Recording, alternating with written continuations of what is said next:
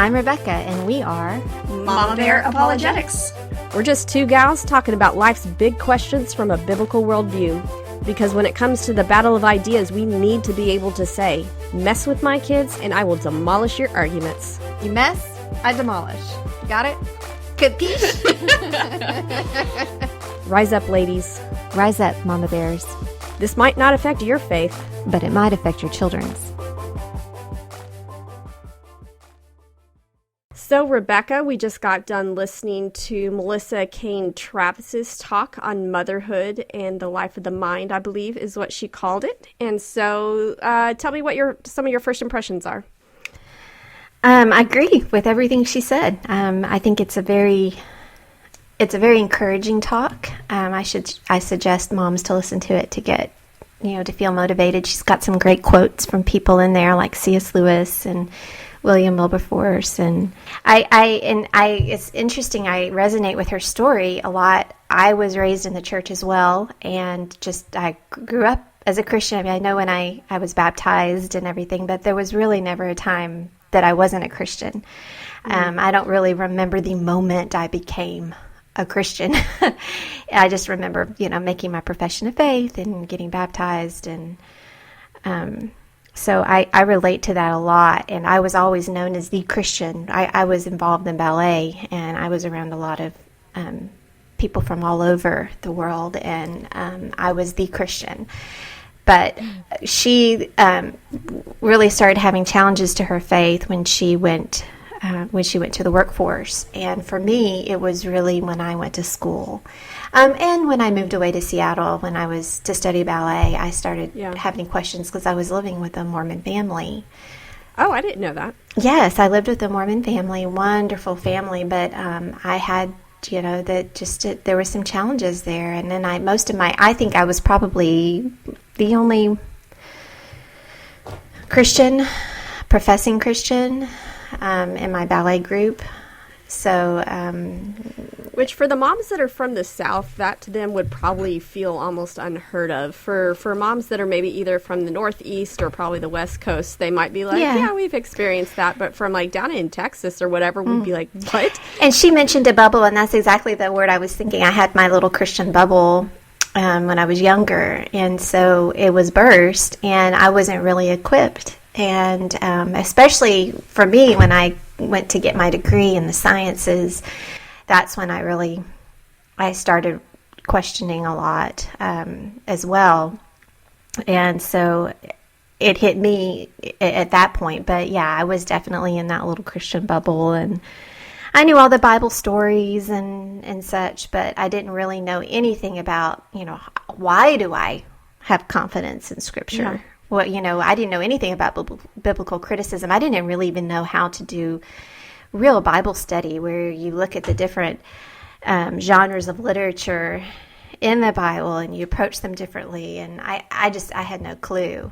So I thought it was kind of surprising that she was able to maintain that bubble through college, considering that I'm trying to remember. I think she got her bachelor's in biology. I don't think it was biochemistry. Wow. I think it was just biology. Mm-hmm. But yeah, it must have been biology's worse actually than really? My chemistry and my physics. That's where my Christian professors were. The biology department is where there was the atheists and the more outspoken atheists. Although my main biochemistry professor, who was over the biochemistry department, was quite an outspoken British atheist, but he was a sweetheart too. So, but okay, it was general biology. I'm looking at it. I'm looking at the bio that she. Yeah, biology is one of the worst because of philosophical Darwinism. Yeah. But from Campbell evolution. University, it's like, I don't know Campbell, but I have a vague memory of her saying that it was like a small kind of private Christian school. And so maybe she was still somewhat shielded from it. But yeah, so she went off into the workforce, and suddenly she just encountered a whole slew of people in the lab that she was working in that had different beliefs than what she did, what she had. And when I worked in a lab as well, I had that. I had a lot of Indian colleagues.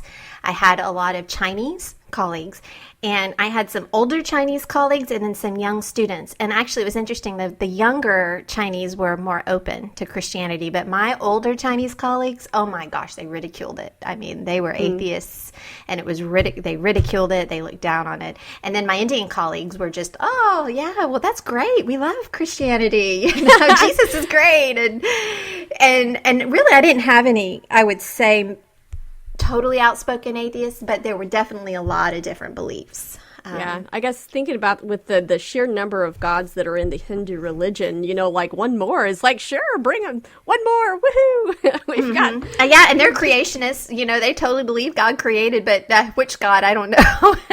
Yeah, so. And I think it's...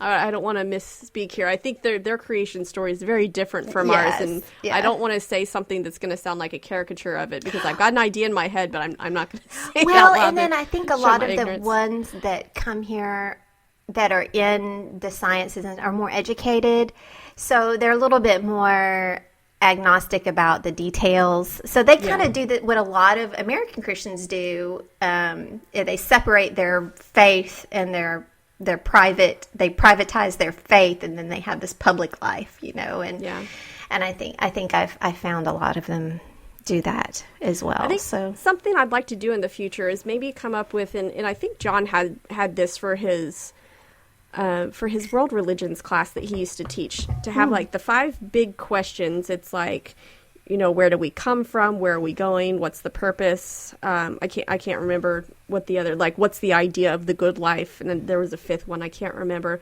But I would love to do interviews with some of the major world religions and see how they would answer that question, and just kind of compare them. So, like, the kind of brief outline that I made when we were listening to Melissa's talk is, it started out kind of with her testimony of where she came from, her Christian background, the difficulties that she faced once she got to the workforce, and then some of the main points that I thought she made. I thought this one, you and I discussed this a little bit ago, the analogy of missionaries to third world countries and what pre-evangelism looks like. So pre-evangelism to a third world country would be something like helping provide clean water, or medical missions, coming to provide, medical care. I had a small group leader, kind of a spiritual father of John's in mine. He was a dentist, and they would go and they would do dentist work. And so they would bring kind of they would communicate the gospel with these really basic, meeting the very basic needs. And so the analogy for our first world country, and I like how she said it, is basically bad ideas is Satan's greatest tool. And then she quoted the verse that our whole Mama Bear, our webpage, main page is based on, which is 2 Corinthians 10:5, which is, we demolish arguments and every pretension that sets itself up against the knowledge of God, and we take captive every thought to make it obedient to Christ. So just the idea of, like, Satan's playground is bad ideas, and that's going to be where our pre-evangelism is in a first world country. I mean, we're still going to have practical needs here too. I don't want to diminish the fact that we have homeless and we have poor and we have people that are hungry. But if you're looking for kind of more the affluent members of society, bad ideas is probably their version of dirty water. That's good. Yeah. You have to get that water clean.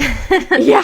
And there's a lot of bad ideas, and some of it, it's just cultural baggage, in a way. And you mentioned that we still they have emotional needs, and they're still hungry. Even the educated people, you will find that as you get to know them, they have needs. I mean, most of these people are living very much the worldly life, where there's a lot of just, and it's going to get more so as our culture gets further and further away from Christian values and more toward, what we immoral practices.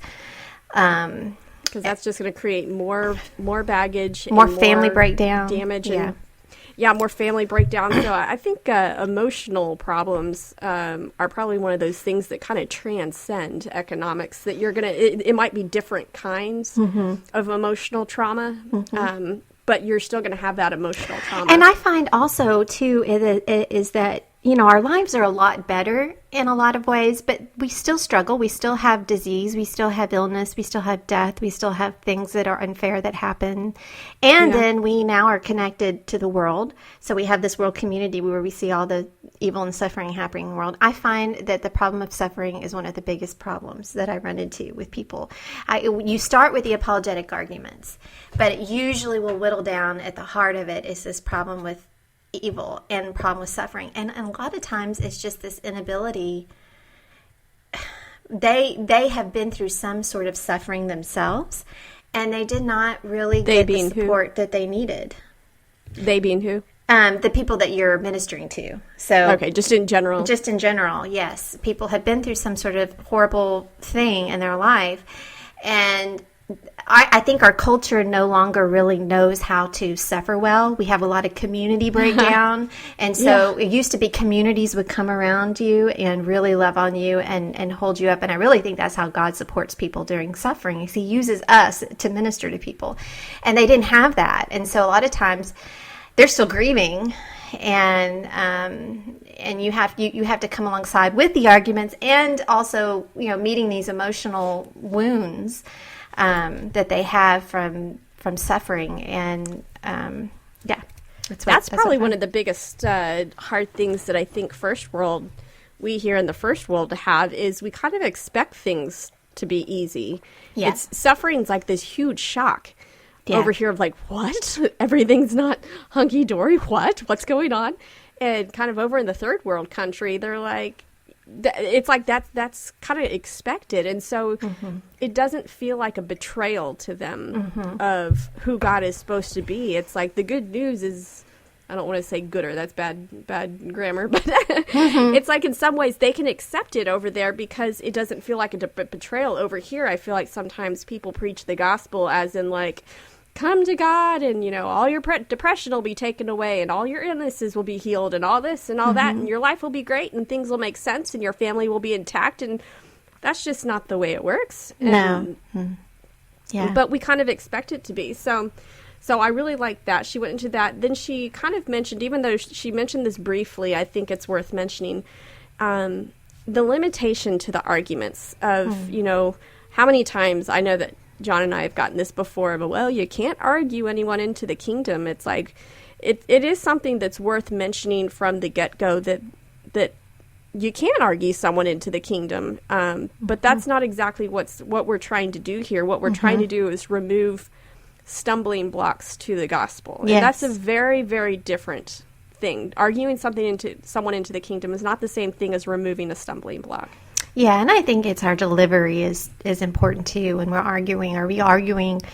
And it's so hard because we're still human. We're hopelessly human. We have our sinful side. And when you get into this sort of debate with someone and they're asking all these questions and maybe they have kind of a, they're a little excited, you start reflecting their excitement, or, they're a little worked up, and you get to wanting to win an argument. And I think that's what people, when they say, well, you can't argue someone into the kingdom, they think debating and they think this sort of fighting.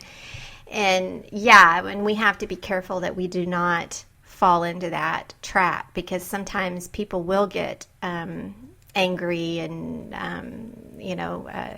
worked up when you're interacting with them.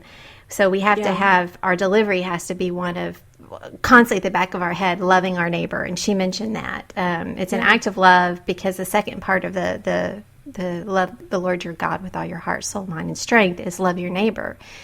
And so that has to be right in there, constantly reminding ourselves of loving our neighbor. How am I loving this person? And beating them over the head with arguments is not necessarily, going to help. Even if they're beating you, and that's the thing, you cannot reflect the way they treat you. Yeah. We just don't have the same standard that they do, and they can use all kinds of underhanded ways, and a lot of times they will, and they're not even aware of it. I think most of the time they're wonderful people, and they're just not even aware that they're using these underhanded tactics. But we cannot do that ourselves, and I'm afraid I've done that before. And I've probably all fallen into that. But I want to put this into kids' language real quick, just because I was talking with my cousin this last week. And I actually want to do a whole podcast on this. Only my problem is I'm not 100% sure what to say, because it addresses basically one of the biggest areas of weakness in my life. But her son, I call him my nephew. I've got a bunch of nephews and nieces that, are, I consider, my nephews and nieces. But he just found out that his one of his friends isn't a Christian. So, like, in adult language, I guess the arguing someone into the kingdom might be, looking at some, like, the philosophical arguments, or might be looking at the evidences for the resurrection, but not arguing someone into the kingdom in a child's language is, I think that children are notorious, and I know that, because it's like a lot of times they don't know any better, and I know that I was guilty of this, is basically bringing up hell as, like, your... the thing of, oh, like, my goodness, well, you I did too.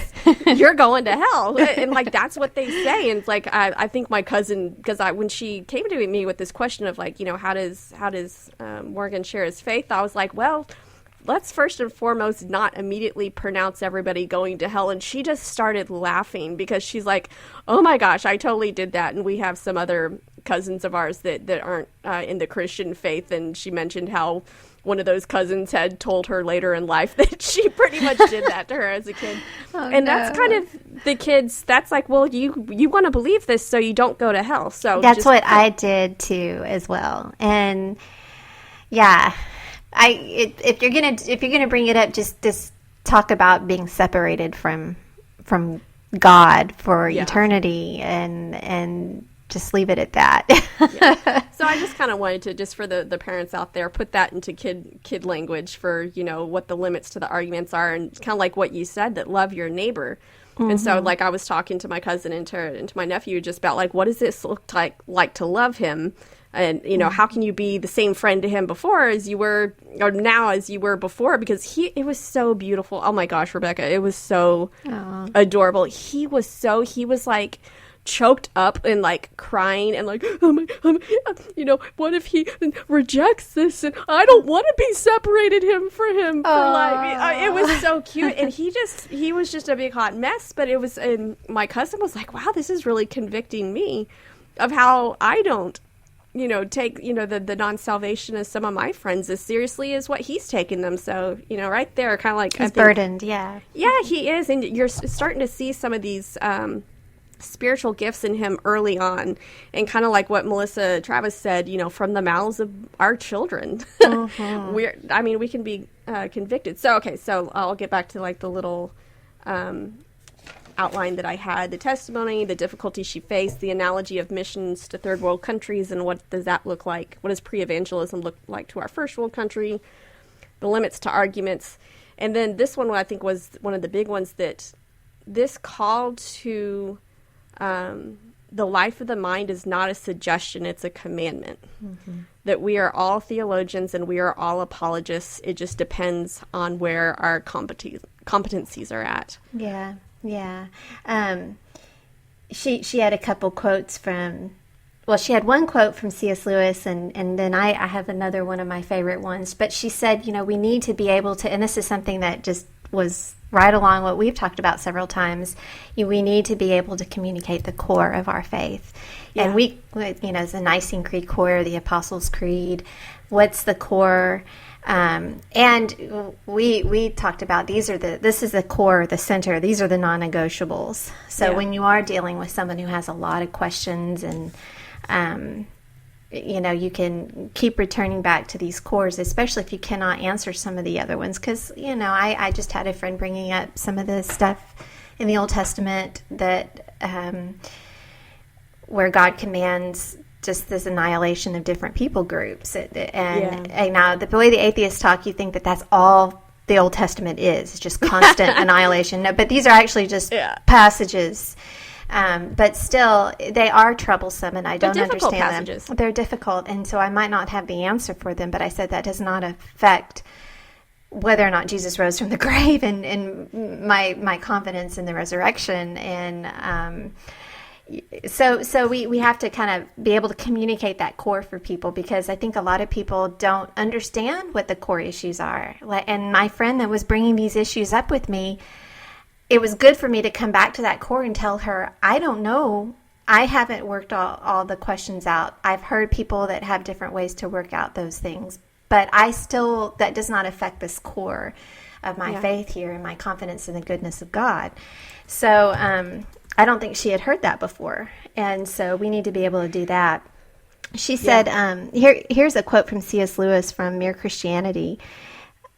He writes, God is no fonder of intellectual slackers than of any other slackers. If you're thinking of becoming a Christian, I warn you, you are embarking on something which is going to take the whole of you, brains and all. But fortunately, it works the other way around. Anyone who is honestly trying to be a Christian will soon find his intelligence being sharpened. One of the reasons why it needs no special education to be a Christian is that Christianity is an education itself. Ooh, I like that. Yeah, that is why an uneducated believer like John Bunyan was able to write a book, The Pilgrim's Progress, that has astonished the whole world. And that is from his book, Mere Christianity, and I highly, highly recommend reading that book. I do too. In fact, I think I have that listed in our frequently asked questions of I'm a beginner, where do I get started? And I list that one because that was one of my first books that I did when I was in high school. I went to a Christian school for a couple years, and like I always say that two of the, besides my parents, the two greatest influences on my early Christian mind were my pastor and C.S. Lewis. I love that. I love that. And I think that especially goes out to moms, because I think Melissa pointed out the fact that some women kind of hear about all this apologetics and theology and they say that just goes right over my head. I think I need to leave that to the professionals. And I think not only is Christianity an education of itself, I think having children is an education unto itself, because I think having children presents you with the questions that you're like, oh, I never thought about that. Kind of like when she was talking about her son came to her and was like, how do we know a God exists? How do we know it's not all made up? It's like, if your children haven't said that to you yet, either, I was about to say consider yourselves lucky, but no, I would say don't consider yourselves lucky, because there's another really great article by Natasha Crane that talks about how do you know if your children are borrowing their faith. And I know Melissa talked about this as well. How do you know if they're borrowing their faith from somewhere else, from you, from their grandparents, whatever? And Natasha answers it as they don't ask questions. Yeah. That's how you know they're borrowing it. So do not consider yourself lucky if your kids have never asked you that. Start to be like, why haven't they asked me that? And maybe consider asking them that. See what they say. And Natasha, I think we've talked about this before. She had a great thing about once a week asking your children, okay, so do you have any questions about God and about Christianity and about your faith? Think about what's your biggest question and regularly ask them that. And if you can't answer it, just say, okay, well, I don't really know how to answer that, but let's look at the answer, and you look together. That's right. Or that's your night where it's pizza night. They get pizza. You do your study on whatever question it was that they had. And that is, time and money well spent. And so like John and I do that with our little nieces and nephews. We call it Stump Uncle John just because that flows better than Stump Uncle John and Aunt Hillary, but also because John's a brilliant guy, and I kind of let him speak first and then I translate into kids speak. And that's kind of how we're a good pair. Yeah. But we're doing, we don't have children to do this to, so we're taking the children that are in our sphere of influence. And so all the women out there that maybe don't have their own children, this is a way that you can still be spiritual parents. This is a way that God has still called you to be a spiritual mom.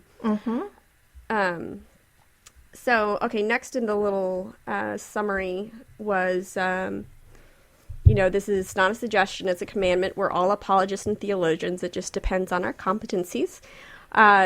Flowing right from that, she says we need to know what we believe and why we believe it. And I think a lot of times Christians can be very content to just know what they believe, but the idea of why they believe it is like you'll just almost get a blank stare, and then a lot of times it depends on how hardened the person is and they're, not wanting to dive into it. That's when you'll get the, well, if we knew everything, we wouldn't need faith, or God's pleased by blind faith, or all sorts of different excuses. But, and on a good day, you'll ask them and they'll say, well, I guess I just grew up believing that. And maybe you can be kind of a little pebble in the shoe to help prompt them to to start studying that, because I think I'm not sure what studies she was looking at. I know we're going to go into the Barna study in upcoming weeks about the top 6 reasons why kids leave the church, but she came up with the top 2 major reasons of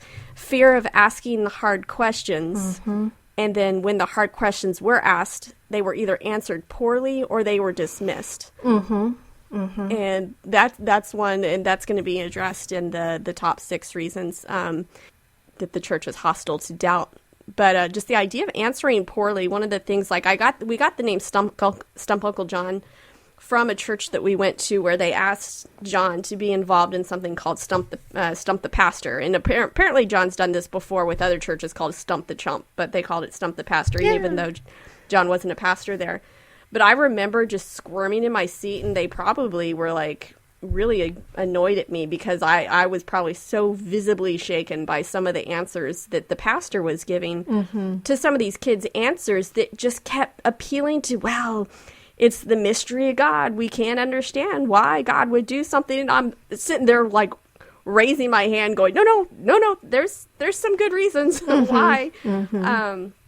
And so the answers, I was like, oh my goodness, if I were a youth and this were the answer that I was getting, I would instantly conclude that there were no good answers. Mm-hmm. And that would be the beginning of me walking away from the faith. And I think I was so visibly shaken because I knew that would be my response. So I could almost guarantee there was someone in that room that this was the day that they started walking away from Christianity. And that, of course, led me very visibly uncomfortable. Yeah. Almost obnoxiously so. Yeah, no. Yeah, we have to be prepared. And yes, there is room for mystery. Of course, we're talking about there is a place for mystery, infinite being, and we're finite. Yeah, but you don't use that as a way not to give the actual arguments. And I can see that being maybe perhaps used when you're dealing with the problem of evil, because ultimately when you're dealing with the problem of evil, yes, you can speak in general sense, why, soul building, free will beings, all that. But most of the time people can start bringing up individual cases of suffering. Why did God allow this? Well, we don't know. And God doesn't tell us. God did not tell Job. And all we know is that God entered our suffering on the cross. And the rest we have to trust him with that. So that's kind of the area where you don't say mystery. You say we're just not omniscient. He's omniscient. Yeah, and there's something to accepting the fact that we're not omniscient. We can't get everything. We can't know everything. Yeah. I think even the problem of evil. This was a problem for me even up until I believe it was last summer. It feels like forever ago, but I think it was just last summer. When I sat in, I was up at Biola for the week-long thing, and I decided to sit in on Clay Jones's Problem of Evil talk. Yeah. And it has not been a problem for me ever since then. And it does take, I think that we've talked about this before, that there is a certain amount of creativity and imagination that it takes in Christianity of like, can I use my imagination to think of a way that this could be a reason why God's allowing this? And to me, that's been kind of my secret for joy and suffering, is imagining the different ways that God could be using this. And so there can be good reasons for that. We're never going to know if we're correct or not, but there's hypothetical reasons where that could be the case. Now, and we have good evidence for God's goodness. So there's arguments for God's goodness and God being the good, but God being goodness itself. And that there are arguments for that you can start from philosophy with that. And you can also say, you can bring up the Bible, depending on what audience you're dealing with, but with the children of church, you can bring up, he was willing to die on the cross for our sins. I think that's ultimate goodness, ultimate love. But we have to rest in that. But yes, there are arguments, and the arguments do have the limits. But that doesn't mean, that's not an excuse not to know the arguments. And and especially, like she said, the children asking these questions and not getting good answers, or even worse, being dismissed. That's the worst. I'm pretty sure, I mean, John's talked about that before. It's kind of the whole, doubt makes baby Jesus cry. Good little Christian boys and girls don't ask questions like that. Mm-hmm. And that's one of the most damaging things that we can do, because that's basically forming a spiritual abscess where you have like this tiny little infection, but we're just going to cover it up. And we're going to, cover it up to where it doesn't get any air. So basically, it's just going to keep growing until it's this huge problem. And at that point, we say, where did this come from? It's like, it was building up for a while. You're about to say something? Oh, I was just going to say, I loved how she brought up the fact that she brought motherhood into it at the end of the talk. And that moms are around the children the most. They get the most questions, and we've talked about this before. Yeah. We are really. It was a quote from John Wesley, right? That it was his mother. Yes. I love that. Susanna Wesley, that couple that I told you about that were like our spiritual parents. I remember it was Rock and Sharon. Sharon would always talk about, because she studied Susanna Wesley and just how. Yeah, like John Wesley said, that basically he learned more from his mother than he did all the theologians in England. But one of my favorite stories about Susanna Wesley is that she made time for alone time with God. Mm-hmm. And when you had a house that they had like a gazillion kids, they had like 7 kids or something, 9 kids. I can't remember how many there were, but there was a lot of kids. So if there was a woman who understood not having any privacy and not having any alone time, it would be Susanna Wesley. And so what she did is she had an apron on.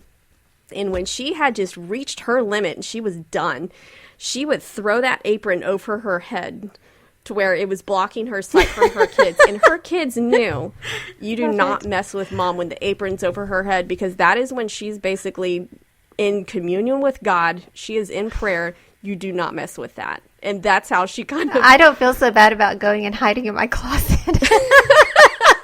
I've done that before. Nor should you. Hey, just say that's your war room. Oh my goodness! I go in there and I'm just like, oh, it's so quiet in here. We got some nice plush carpet on the floor.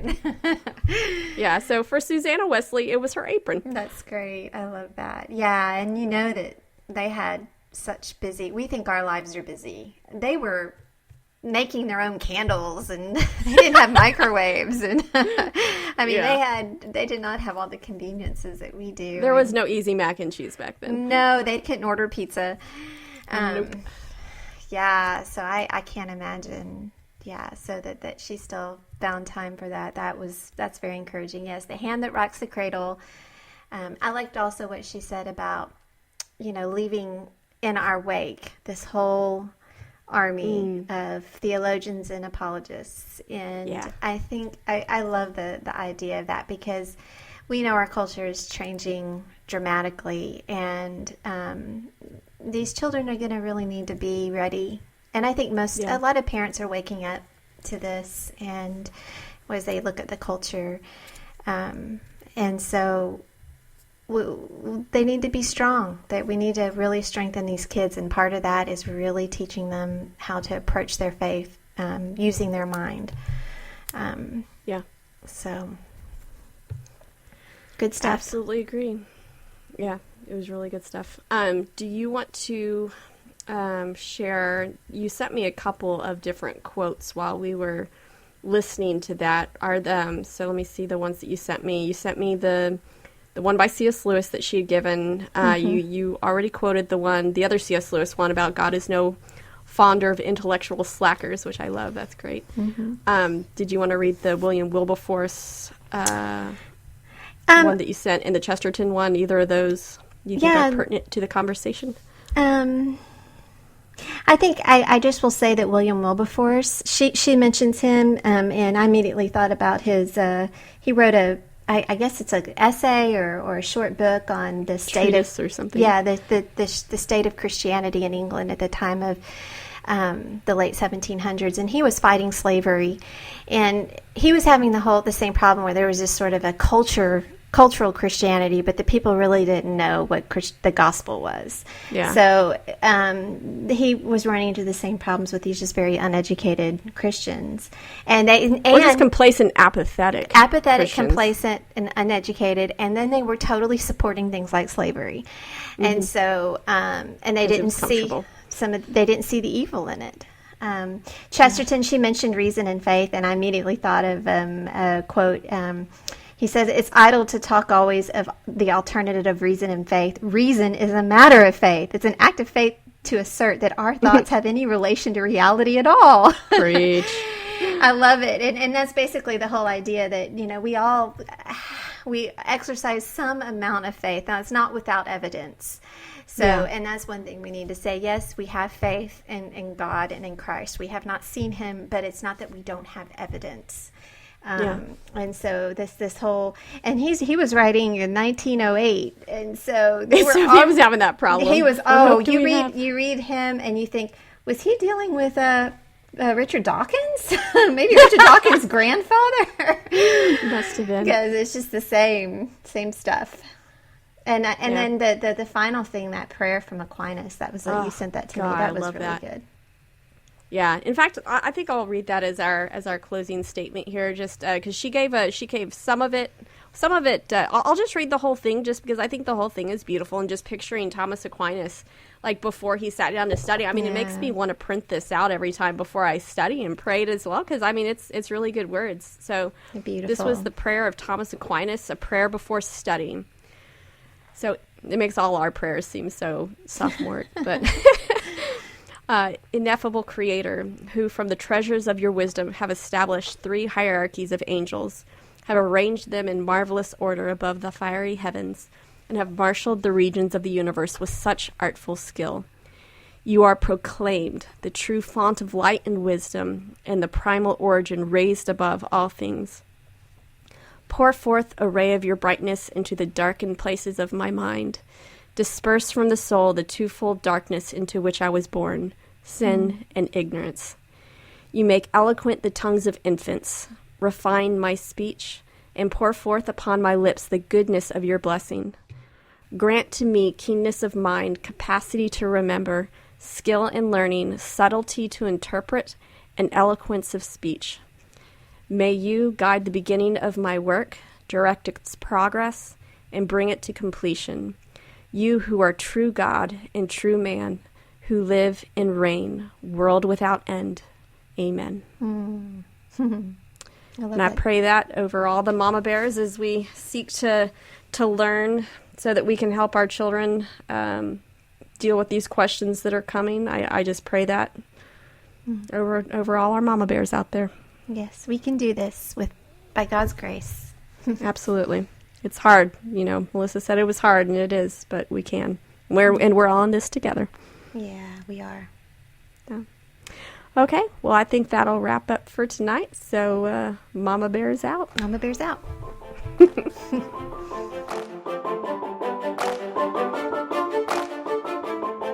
This has been a Mama Bear Apologetics recording. To learn more about Mama Bear Apologetics, please visit us on the web at www.mamabearapologetics.com. Have you been stumped by your kids already? Or maybe you have a nagging question of your own that you think would make a good podcast. Send us an email to askthemamabears@gmail.com, and we will do our best. Rise up, ladies. Rise up, Mama Bears. We are all in this together.